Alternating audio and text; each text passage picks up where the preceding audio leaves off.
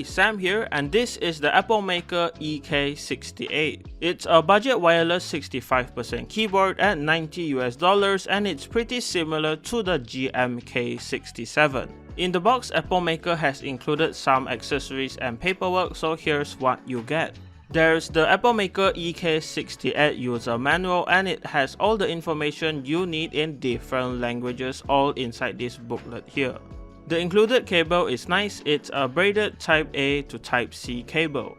Included is also a 2-in-1 switch and keycap puller, 3 extra switches in case you need them, and a few extra keycaps to change up the look of the keyboard.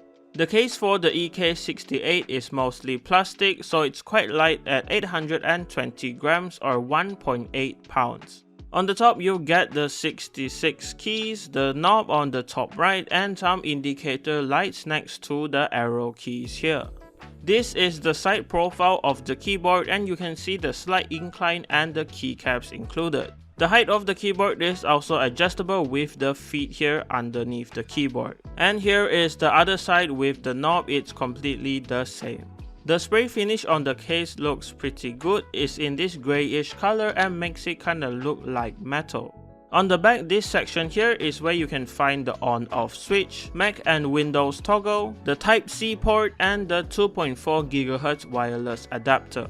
I always like it when storage is provided for the dongle, so I don't have to worry where to store it. Going to the bottom of the keyboard, there's 4 non-slip rubber feet, the 2 height adjustable feet, and a sticker in the middle with the EK68 name. For the lighting, there's per key RGB, and there's already a few effects pre-programmed into the keyboard. To cycle through them, you'll just hold down function and the / key to cycle through all of the modes like I'm doing now. Besides that, the lighting and RGB can be configured more in the driver software. You get all of the usual lighting effects in the software, and you can also customize your own and even make the RGB reactive to audio or music. This software also allows you to configure all of the keys and Mac macros here if you want to. Moving on to the keycaps. Mine has the SA-like profile, but it's also available in cherry profile or OEM profile depending on the color you choose. These keycaps do remind me of Echo's ASA profile, and they are double shot PBT as well. The legends on the keycaps are sharp and the thickness is nice too. For the extra yellow keycaps included, they are the exact same specifications, so they look and feel the same. Just for your reference, this is what the grey keycaps look like originally, and this is what it looks like with the yellow ones added onto the keyboard. The switches included are great in my opinion. Here I have the Epomaker Flamingo switches, which is a linear switch and comes factory lube. This is a lighter switch that actuates at 47 grams, so it's good for gaming. The PCB of the EK68 is 5-pin hot swap with a south-facing layout, so most switches will fit and you don't have to worry about cherry profile keycaps. The included plate-mounted stabilizers are lubed as well. They are pretty decent, but the feet here are not clipped, so they still have the little studs on them. I haven't seen this issue in a long time, and it makes the stabilizers feel a bit mushy when typing. I'll be honest, the case here is exactly the same with the GMK67, so it's held together with clips only.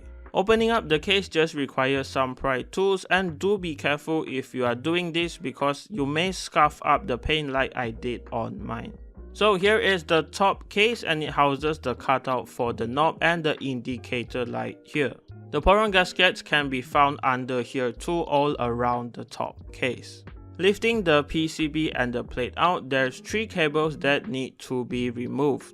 There's one for the daughter board on the left and the battery and knob cables on the right. With the cables disconnected, here is the plate and PCB.